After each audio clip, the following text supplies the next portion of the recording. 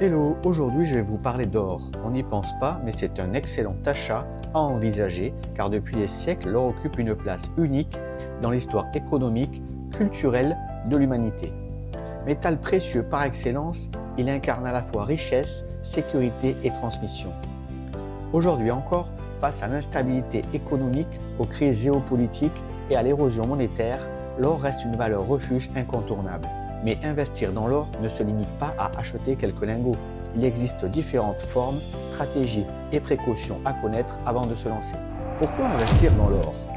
C'est une valeur refuge. Il garde sa valeur même quand l'économie va mal, que les tensions géopolitiques augmentent ou que l'inflation réduit le pouvoir d'achat des monnaies. Contrairement aux devises ou aux placements plus risqués, il reste un repère de stabilité. C'est une protection contre l'inflation. Sur 5 ans complets, de 2020 à 2025, l'augmentation cumulée du prix de l'or est d'environ 97%. Il est passé de 1 773 $ en moyenne en 2020 à environ 3 143 $ en 2025, tandis que l'inflation cumulée en France a été d'environ 15%. Cela signifie que vous avez perdu 15 € d'achat sur votre panier de courses de 100 € entre janvier 2020 et aujourd'hui, pendant qu'un possesseur d'or pourrait acheter aujourd'hui quasiment 2 paniers de courses comme le vôtre en revendant son or. Diversification du portefeuille. La corrélation entre l'or et les marchés financiers, représentée par le SP500, se mesure grâce à un facteur de corrélation compris entre -1 et 1. -1 indique une corrélation négative et 1 une parfaite corrélation. Historiquement, la corrélation entre l'or et les actions est faible ou négative, avec une moyenne à long terme proche de 0 et négatif durant les crises financières. C'est simple, parmi le cuivre, l'argent et l'or, seul l'or offre une valeur refuge intrinsèque décorrélée des fluctuations économiques. Le cuivre, matière première industrielle, suit les cycles économiques, tandis que l'argent oscille entre l'or et le cuivre. Demande constante. L'or est une réserve de valeur plébiscitée par tous. Les particuliers l'achètent. Lingots, pièces, ETF, pour protéger leur épargne. Les joailliers consomment 50% de la demande mondiale pour le luxe et la culture. Les banques centrales stockent 36 000 tonnes et achètent 900 tonnes en 2025 pour sécuriser leurs réserves. Résultat, une demande constante. 4 000 tonnes par an qui soutient les prix. Tout le monde mise sur l'or. Et vous? Liquidité élevée. L'or se convertit en cash quasi instantanément, partout dans le monde, sans perte significative de valeur, même en période de crise. Et puis le marché spot de l'or traite environ 200 milliards de dollars par jour, dépassant de nombreux marchés d'actions. Hérédité patrimoniale. Quand on parle d'or sur le long terme, on pense forcément à la transmission, de génération en génération, à travers les pièces, lingots et bijoux, plutôt qu'au marché financier et à l'allocation d'actifs. Le contexte économique et intérêt de l'or comme valeur refuge. Investir dans l'or, c'est une aventure captivante, surtout dans un monde où la gestion des pays occidentaux, comme la France ou les États-Unis, paraît fragile, avec des crises à répétition et des dettes qui explosent. Les différentes formes d'or à acheter. L'or physique est la forme la plus traditionnelle d'investissement, qu'il s'agisse de lingots, de petites barres, de pièces emblématiques comme le Napoléon ou encore de bijoux. Il offre la sécurité de la détention réelle. Avantages. Tangible et rassurant, il échappe aux risques bancaires et permet une transmission patrimoniale simple. Sa valeur est universelle et reconnue partout dans le monde. Inconvénients. Il implique des frais, primes, stockage, assurance et nécessite des précautions de sécurité. De plus, sa liquidité peut varier selon la forme. Un lingot est moins flexible qu'une petite pièce. 2. L'or papier, ETF et actions de mine d'or. L'or papier permet de s'exposer au métal sans avoir à le détenir physiquement. Cela inclut les ETF adossés à l'or, Exchange Traded Funds, ou encore les actions de sociétés minières spécialisées. Avantage, accessible facilement via un compte titre, très liquide, pas de problème de stockage. Il permet aussi de diversifier avec des produits financiers liés à l'or. Inconvénients, dépendance au marché financier, risque de contrepartie en cas de crise bancaire et moins de sécurité qu'un actif détenu en main propre. De plus, la valeur des actions minières peut être influencée par d'autres facteurs, gestion, ou de production, contexte boursier. Les différents lieux où acheter de l'or. L'or physique, bijouterie, courtier spécialisé et plateforme en ligne. Pour acquérir l'or tangible, pièces, lingots, bijoux, plusieurs options existent. Les bijoutiers restent une voie traditionnelle, notamment pour les bijoux en or, même si ceux-ci incluent souvent une forte prime liée au design et à la main-d'œuvre. Les courtiers spécialisés en magasins physiques ou via des plateformes en ligne reconnues permettent d'acheter des pièces et lingots certifiés, avec une transparence sur le cours et la prime appliquée. Avantages: possession directe, sécurité de l'actif tangible, possibilité de transmission.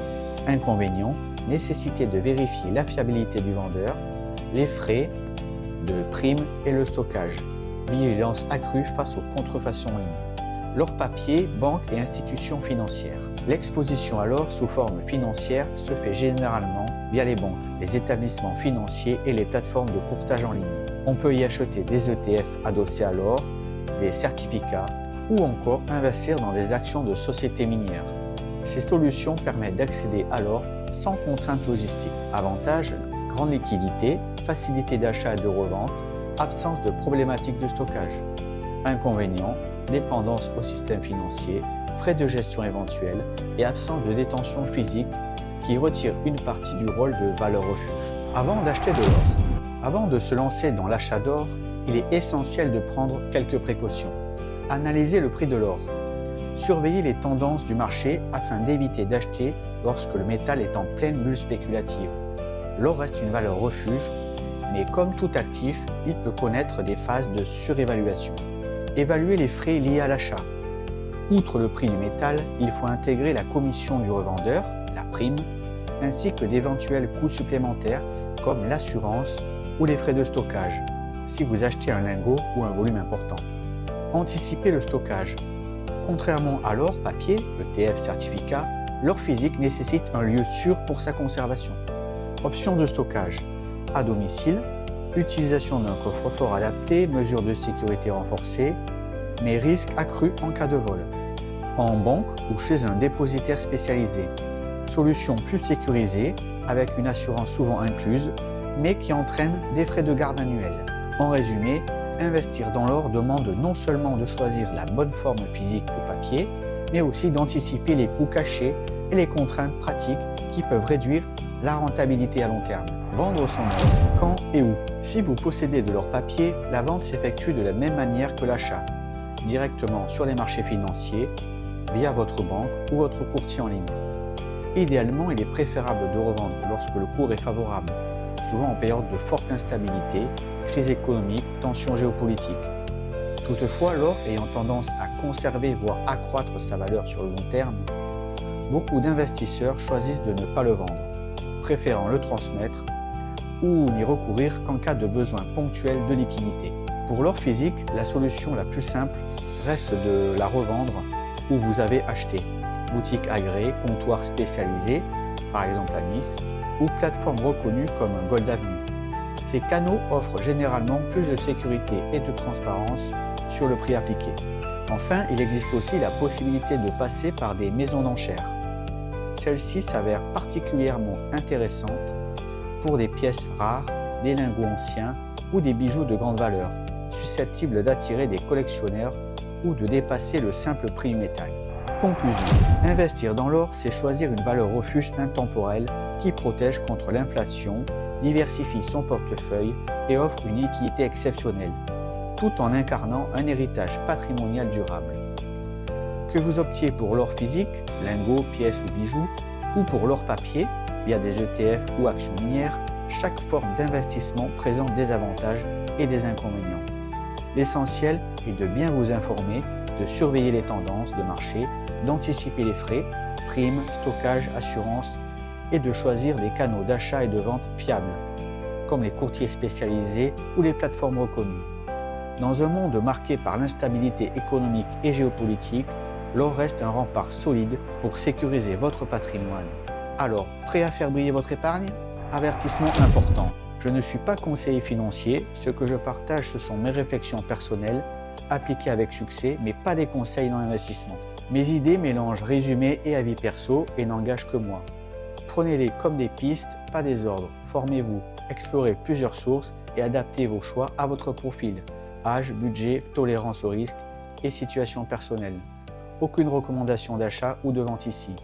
Vous seul êtes responsable de vos décisions financières. J'espère que cette vidéo vous a intéressé. Si c'est le cas, n'hésitez pas à laisser un petit like, à vous abonner, à activer la cloche et à donner votre avis et partager votre expérience sur l'or sous la vidéo. On se retrouve très vite pour un nouveau partage sur la finance. À bientôt.